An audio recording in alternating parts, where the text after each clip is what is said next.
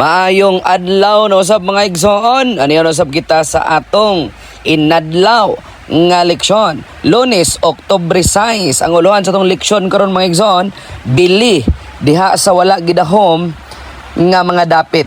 Mga igsoon, nining atong leksyon karon nga adlaw, ang Dios dili limitado sa lugar, posisyon o kahimtang. Usahay ang iyang pinakadako nga buhat makita nato sa mga dapit nga dili nato gipaabot. Sama sa kinabuhi ni Rahab mga igsoon, usa ka babae gikan sa makasasala nga syudad. Apan pinagi sa gamay nga pagtuo nahimong instrumento sa kaluwasan. Karong adlaw ato ning tukion kung giunsa sa Dios pagtan-aw ang bili sa usa ka tawo bisan pa sa iyang kagahapon. Mga igsoon ang atong leksyon nining Lunes, giunahan gihapon kini og usa ka pangutana. Ang ingon diri, basa ang Josue 2:11, Hebrohanon 11:31 ug Santiago 2:25. Unsay gisulti niini nga mga teksto kanato bahin kang Rahab. Ang tubag mga igsoon, ang tubag nato bahin ani nga mga teksto mga igsoon, nagpaila kanato kang Rahab nga usa ka babae nga taga Jericho, nga wala gipaabot mahimong bayani sa pagtuo. Bisan pa sa iyang kahimtang, gidayeg siya sa Biblia tungod sa iyang pagtuo o kaisog sa pagtabang sa mga espiya. Iya kining gibuhat tungod kay misalig siya sa Dios sa Israel. Mao nga bisan pa siya makasasala, ang iyang tinuod og pagbati og pagtuo mo'y gitan-aw sa Dios mga igsoon.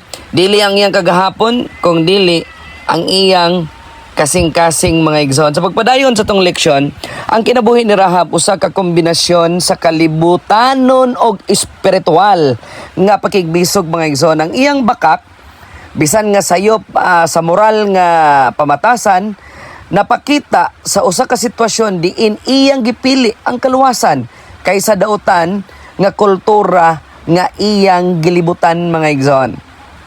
Dili nato gipasabot nga ang iyang bakak maayo, apan pinaagi sa kahayag sa iyang panahon makita nato nga aduna siya pagtuo nga mas lig-on kaysa iyang palibot mga igsoon.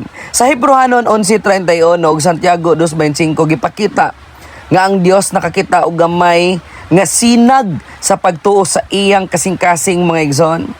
Sa tunga sa dautan, gipili niya nga mutuo og molihok alang sa Dios. O kana nga gamay nga pagtuo gihimo sa Dios nga dakong panalangin. Ang leksyon ani, mga igsoon, mao nga ang Dios nagtan-aw dili sa atong hingpit nga record, kundi sa atong kasing-kasing nga anda mo ila og mutuo mga igsoon. Makapahingangha gyud ang pahayag ni Rahab, o base pa sa atong unang title sa leksyon, makapahingangha, makapa-amaze gyud mga igsoon. Kay si Hiyuba nga inyong Dios mao ang Dios sa langit, sa kaitasan ug sa yuta sa ilalom. Kana nga pagsugid gikan sa baba sa usa ka taga-Kanaan nga nakasaksi lang sa gahom sa Israel, usa ka dakong pagpamatuod sa iyang pagtuo mga igsoon. Ang iyang pagsulti nagpamatuod nga nakaila siya nga ang Dios sa Israel mao ang tinuod nga Ginoo. Bisan taliwala sa iyang pagano nga kultura, nakakita siya og kamatuoran mga igsoon.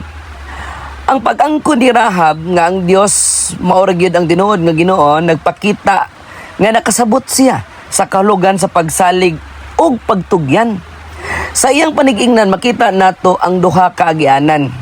Unsa man mga igsoon, ang padayon sa rebelyon o kapildihan o ang pagpili sa pagtuo o kaluwasan.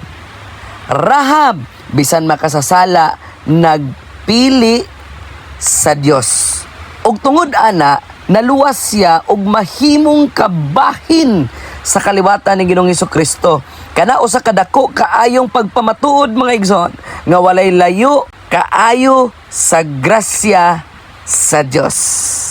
Mga igsoon, na ay katapusang pangutana dinhi sa atong leksyon sa Lunes, nag-ingon din mga igsoon ang pangutana. Unsa ang gitudlo niini nga sugilanon kanato bahin sa pag kinahanglan sa Dios sa atong katapusang pag-unong.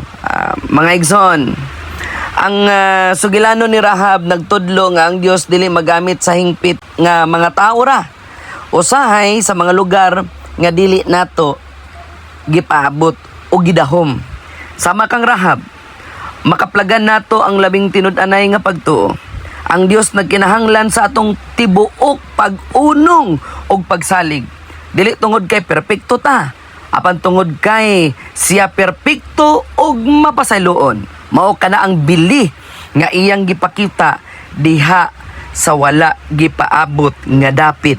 Matud pa sa title sa atong leksyon karon mga igsoon. Sa tibuok sugilano ni Rahab, makita nato ang usa ka dako kaayong kamaturan. Ang grasya sa Dios nagalabaw sa atong kagahapon. Bisan pa sa atong mga sala, kahuyang ug sayop nga desisyon, ang Dios makakita gihapon og bilik kanato.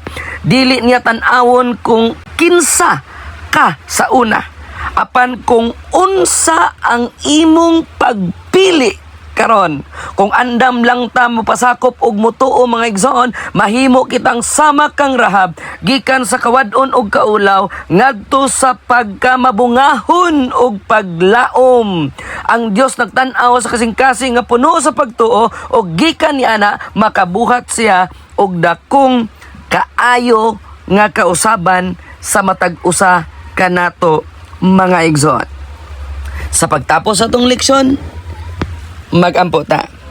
Labing balaan o gamhana na mga Diyos kanakas katasan sa mga langit. Ginoo, salamat nga bisan sa among kapakyasan. Imong nakita ang among bili. Tabangi kami o Diyos.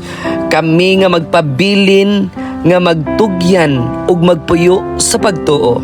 Bisan asa mi ibutang, apan anaa ikaw, nagauban ka namo. Kining tanan o Diyos among ginapasalamatan, ginatugyan in the name of Jesus Christ, our personal Savior.